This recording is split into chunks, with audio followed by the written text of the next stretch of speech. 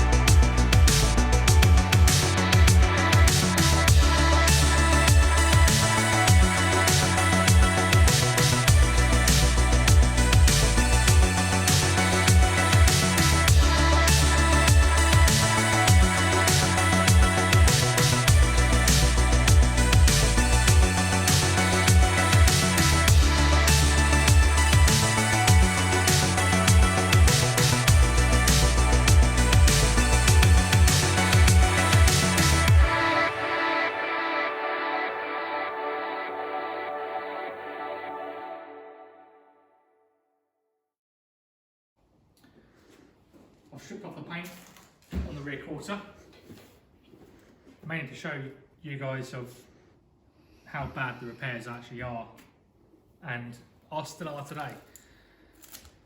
As I stated in the last video, this was all loaded with filler. As it had an arch put back on it, probably back in the 80s, and all they've done was got the wheel arch and they put it over the top and just tack welded it on. And it's quite frankly a complete bodge. And what happens is you end up with 2 layers of metal there, which condensation, water, moisture gets in and it continues rotting the original metalwork, as you can see from the state of this rear wheel arch. Now, it's not too much of a bad repair to do. I'm hoping to save that part of the wheel arch, as that's quite a complex part to make.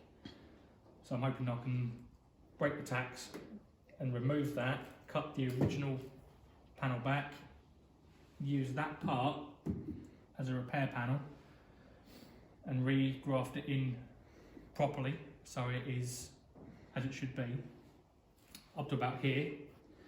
Then I can remake that part through there, and that panel, as all the bottom is gone, I'm going to get the complete lower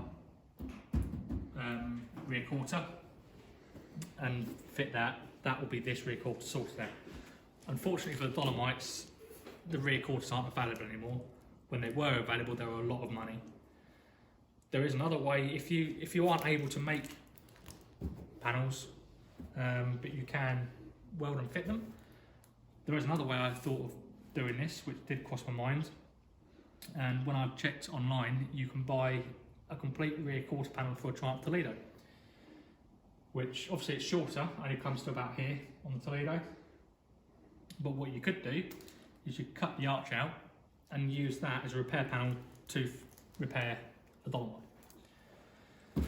So the doors, we've got them all opening and closing exactly as they should do. The catches actually are actually in the original positions. I haven't moved them, but the front doors on the Dolomites do have a habit of dropping when you open them. They're quite a long, heavy door, and it wears the hinges. This one did have that. There was a tiny bit of play in the hinges, but I managed to adjust the door so it re-supports itself, as it's not really that bad where it needs new pins in it. And I don't know what quality the new pins are like, and I don't want to fit them and have the issue again in 6-12 months time with the door dropping. These ones are absolutely fine, just need a little bit of adjustment, just take the play out. So it's all fully aligned. We've got nice gaps around the back, down the seat post, nice gap all along the bottom. So that allows me to get on to the next step of repairing all of the seat post and the rear quarter so it all lines up correctly. The gap here is a little bit tight. Fortunately that was factory. I am going to improve that. When I remove all of this, I can alter the gap from about here through to here ever so slightly, just so it's nice and even. That's how I want it. I want it to be really nice. So that's the Dolomite. Onto the TR7. We are doing our brake upgrade kit on it. So we've got EBC brakes. We've already got the upgraded calipers on the car, which we will show you in a minute. So we're fitting high performance brake pads and Triumph TR8 brake discs. I like EBC brakes. They're really good quality brakes. They're TUV approved. So if you ever go abroad with your car, Germany, for example, when you do an upgrade, you need a TUV certificate to show that the upgrade is actually up to the standards that they require. EBC are all made in England. They're a great product. This is what we fit to our cars, especially on the upgrade kit that we were doing for the TR7, as the kit that we have designed allows for, you can customise it to how you want it, whether you want fast road, track, a bit of both, or out and out race use. Our kit is going to be a bolt-on kit for the TR7 and 8s, which will drastically improve your brakes and make them a much more modern feeling brake kit. Unlike the previous kits where you use different calipers with, it was Ford Capri 2.9 V60 discs, you then had to have a spacer, an adapter between the disc and the hub, which I personally don't like. It's adding too many things into the equation. It might upgrade your brakes a bit, but this kit is a true bolt-on kit, no modifications needed. We display parts, you bolt it on, and it will drastically improve your braking. Like I said, it's fully customisable, so you can specify what discs you want, what pads you want, and customise it to exactly as you want it. So this kit will be available shortly, and we will show you on the TR7 when we fitted it, one, the differences between the standard and the kit that we do, and two, how easy it is actually to fit and how nice it fits together. So we'll get on to getting the car jacked up and get the wheels off, and we will get it fitted. So this is our upgrade kit for the TR7, TR8, where we have fitted to this side. We've got Triumph TR8 discs, which are thicker, a lot thicker than standard TR7, slightly bigger in diameter, with Austin Princess brake calipers. On this application we've put standard discs on it, standard non-grooved, non-drilled discs with the green stuff brake pads and braided, stainless steel braided flexi hoses. So this will dramatically upgrade the brakes on a TR7, as these calipers are 4-pot calipers instead of the 2 single pistons that you have, with good high specification brake pads, and the discs will take a lot more abuse than the standard discs. So this is the kit that we are putting together. So all the kits will come with this caliper and stainless steel braided lines. But where it comes to the customization point, you as a customer will be able to choose whatever you want for your application. So if you want the grooved and dimpled discs, we can supply that. You can also choose whatever brake pads that you want, either being green stuff, yellow stuff. I think the next highest performance brake pad that EBC do is blue stuff, because they changed their colours recently. They're full track pads, or even standard pads. So you can customise whatever you want for your application, and this kit will fit the TR7 and 8. If you don't know what to choose for your car, we'll be more than happy to help you out. So if you contact us and want to know what brakes you should have on it to improve it, contact us, tell us the specifications of your car, whether it's 2 litre, got the 16 valve sprint engine in it, V8. Let us know exactly what specifications your car is and what you use it for, and we'll be able to guide you as to what your best application will be.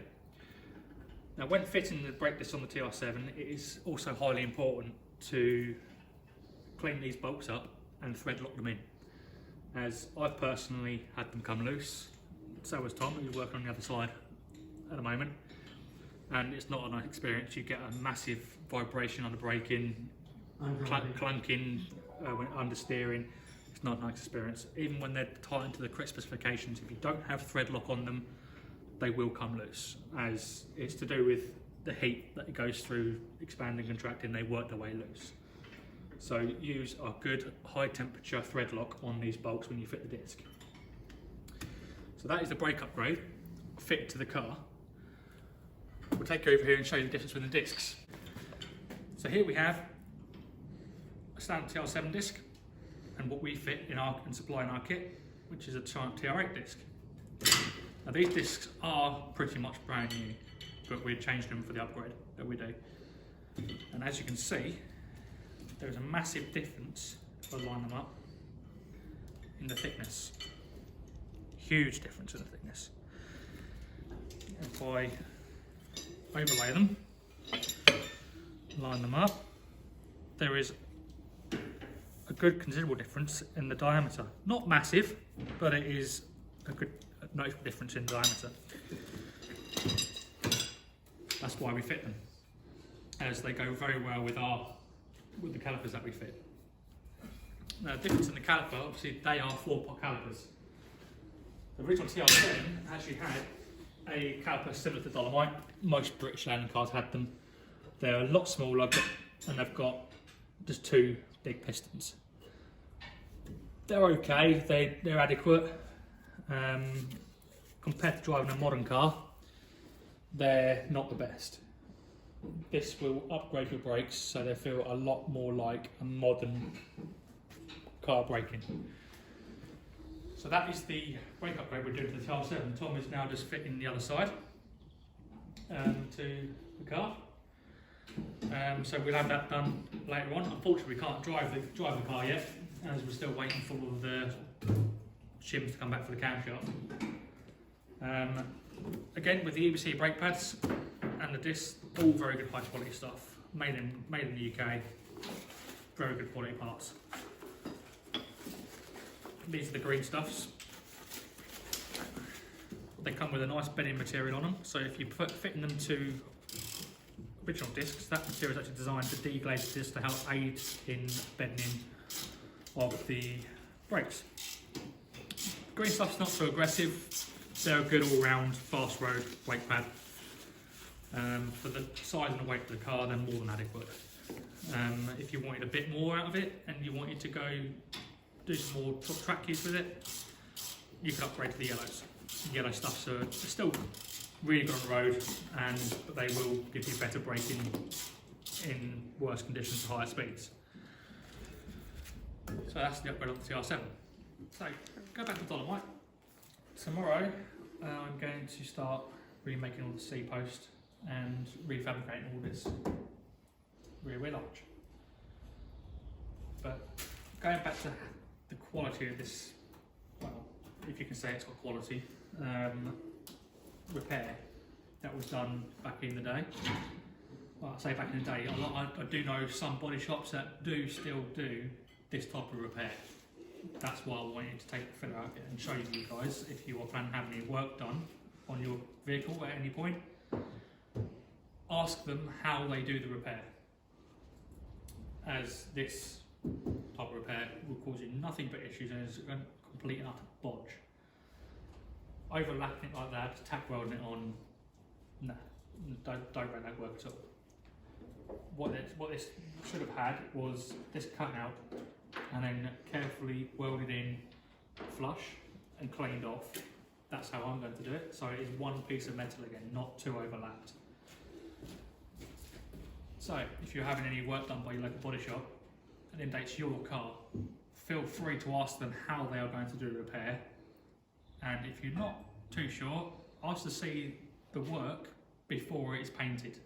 Before it's got any primer, any filler in there, ask to see the repair once it's been done. And if they do that, quite frankly, find yourself another body shop, because you will have issues with it. 6 months, year, might be 2, 3 years. It doesn't matter, it will come back through and it will rot again, right where they have joined it. So just be aware of what companies you're using and ask to see the repair and ask questions on how they're doing the repair. As well, that's not what I would do, and it's not the type of quality of work that we turn out. Quite frankly, it's a shame. It's shameful that companies even still do it these days, but they do.